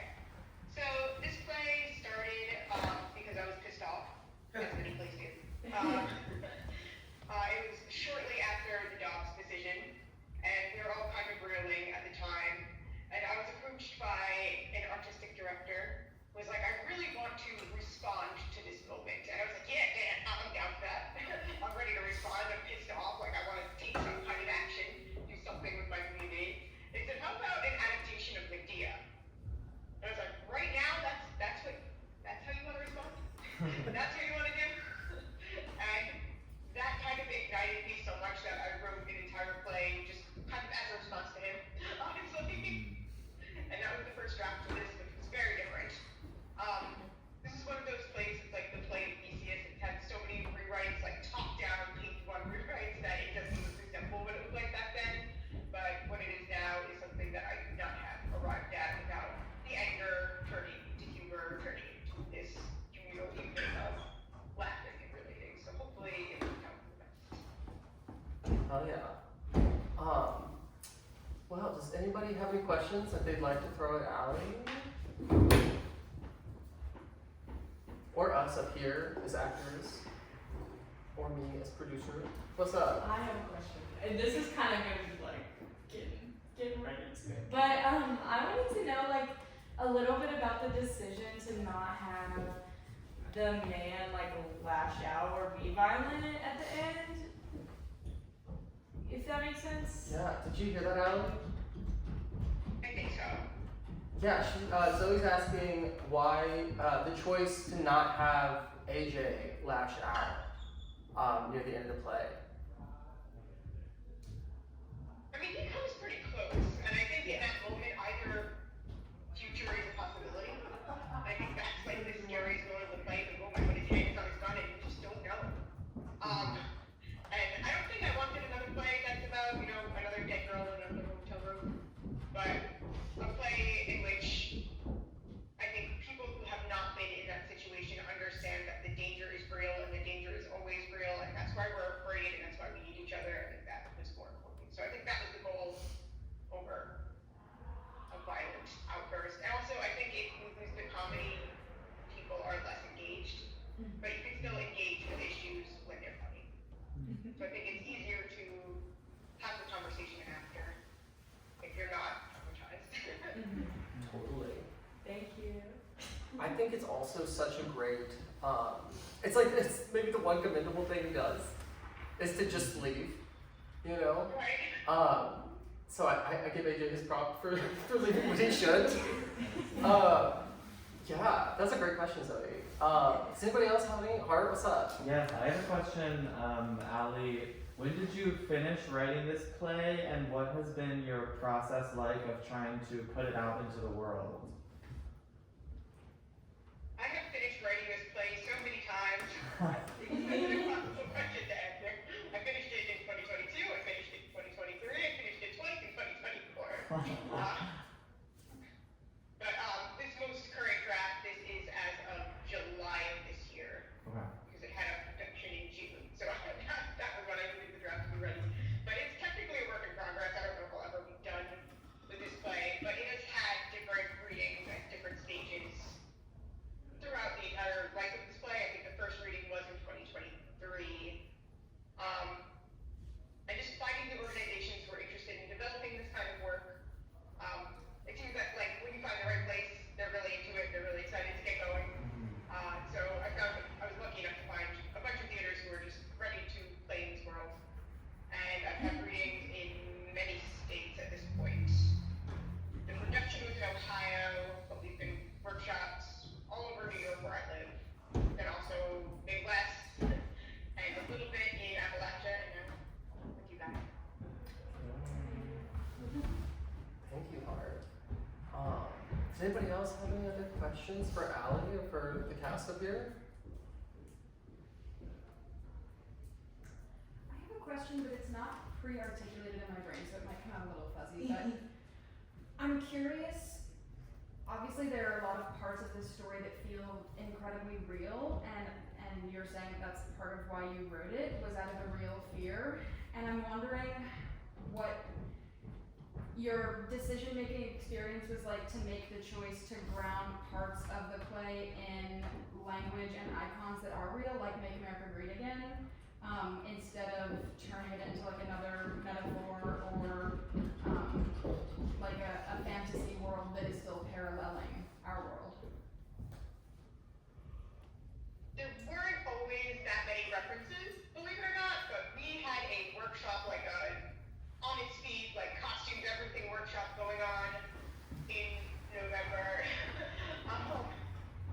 And there were a lot of revisions made at that time in response. And the audience seemed to respond to it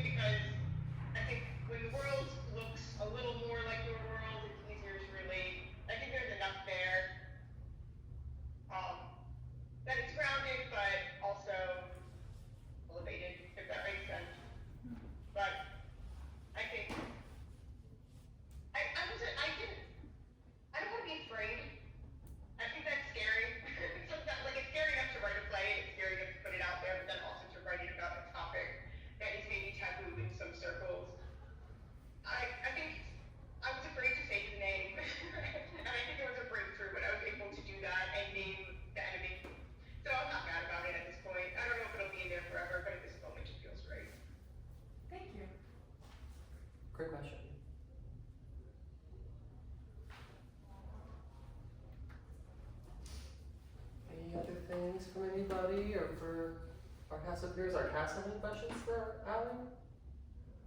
I know we've already had a moment to chat with her, but I have a question. yeah. First of all, the performance was fucking stellar.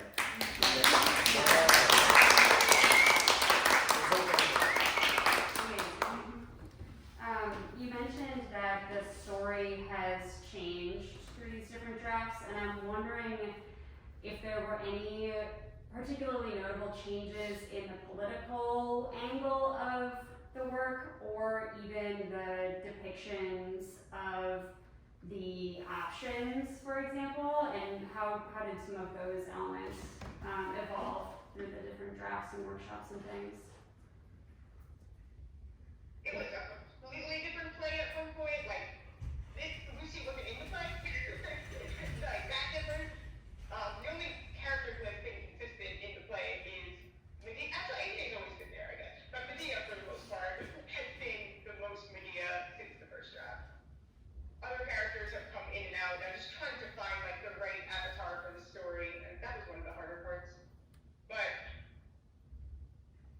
like I did in past drafts until recently, like, Trump wasn't the president at the time, so that was nice. So I felt like I didn't need to stay on the nose so much.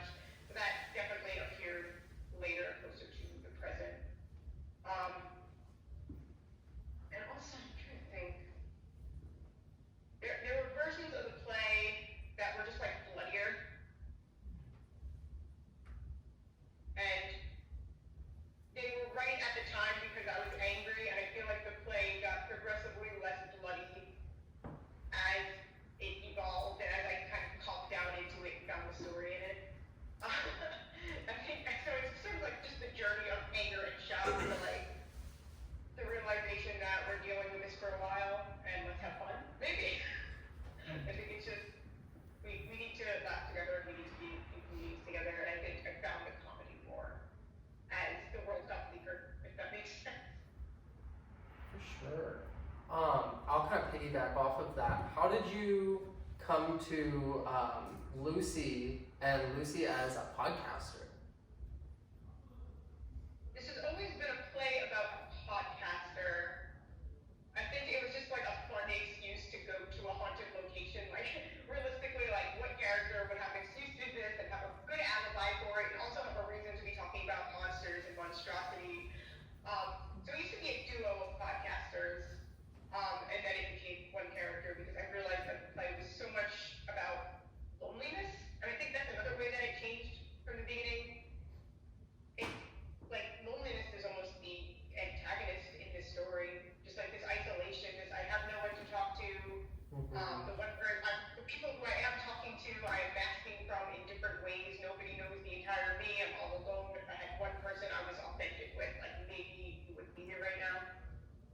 And I feel like that was one of the bigger journeys from like a duo of podcasters making something together and always having each other's backs and realizing like how this story changed when there's only one. And the podcast stayed because that was always the original conceit. I wish I could remember my exact thought process, but it seems amazing. Yes. Is it going to keep changing or is it done? Is it gonna keep changing or is it done? That's We'll see. For now, I'm keeping it as is, but like even listening to it right now, I'm like, well, I can tweak that, I can tweak that, I can tweak that. So it feels like it might be a forever project, but we'll see. the joys of playwriting. Truly. Truly. Oh my goodness. Well, I have a question. Yes, Moose. Get a little closer. Yeah. So my question is, could you delve into some of the previous like plot points that were like in other versions that we did not get to see? So like fates of characters, or like there's other like plot things that are different from what we've read versus what you've had in the previous versions. I feel like the previous version, like the first draft of this was like a road trip play. It was like the abortion road trip.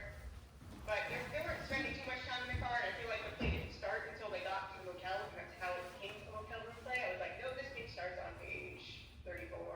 let's actually start the play there. Let's have Medea come in sooner because everybody loves her. It took a while to get to Medea in the previous version because they're spending so much time getting to the hotel. I feel like it wasn't worth it. But sort of it was the two characters, they were more at odds, and I sort of combined them together to make Lucy. So she's an amalgamation of the two original bestie podcaster protagonists. And one of them was dealing with the abortion, and the other one had been donated a frozen embryo and had to decide if she was going to continue to pay for storage or if she was going to also abort her potential opportunity to have a child as a queer person. And it was kind of interesting, but it was just too many things.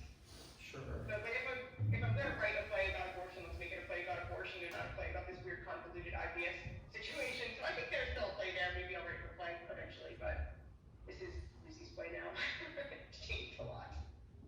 Definitely. Oh my goodness. Well, I love that. Well, if there's no other questions or remarks, I think we might close out there. Yes. Okay. We got more. We got more. Was there another one? Is it, have you written a lot of plays and is it normal to spend 5-6 years on it? Did you hear that? Okay. Or I'm just assuming you. I'm not sure. I might be fabulous. Yeah. They asked if it's normal or like to work on a show for years and years. For you. Like for your process. For your process. This play is odd in that I've rewritten it so many times. That's not usually my process. Usually I'm like a crazy outliner and like as long as I know what all of my little plot points are going to be and how the play is going to kind of Goldberg machine itself to the ending, like maybe some little things will change, but the structure will stay the same. This is the only play where like I was really doing a page one rewrite every single year.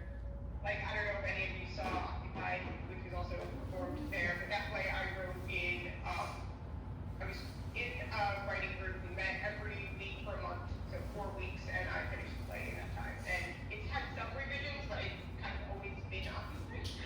So like some plays you do write in a month because you know exactly what they are, and some plays you write forever. I don't know. It's hard to know which will be which. That's lovely. What was your question over here? Oh, just if we were getting closer to the end, I wanted to share some ways we get involved locally because Please. I think that y'all did a really great job of depicting some of the patriarchal kind of bullshit and the loneliness and the complicated aspects of making a decision and how to communicate that. I think one area where I feel a little bit conflicted is the depiction of self-managed abortion as a viable option. Lines like, I don't know who I'd call if something went wrong, and bringing the coat hanger into the mix. I think that maybe something I just wanted to offer for folks who don't know is that there are safe options for self-management. And we do trainings on safe use of pills and being in community with folks who make sure that we have safe and informed options and understand side effects and what to do if someone has an unlikely but possible scenario where they need to go to a hospital. So I think that was one area that kind of surprised me in the play, but there's definitely a lot of room to continue the conversation if folks are interested in doing that. Definitely. Thank you for sharing that and saying that. Well, we try to bring resources when we do produce this play and when we do a reading because we want to make sure that people are there to have the real conversations about how it really is. The part that will come after this play is at the beginning she is very ignorant, she's very alone, and she doesn't know. She genuinely doesn't. And that's why I hope that the resources, and I'm glad that the resources are there, that this conversation can continue when the play is over. Yes. So I'm gonna give a round of applause to that and to everyone. Thank you all so much. Aly, thank you so much for this opportunity. I love working with you. I love that we can do this. And I'll talk to you soon, girl. We'll have a chat. Sounds good? Brilliant. See ya. Bye.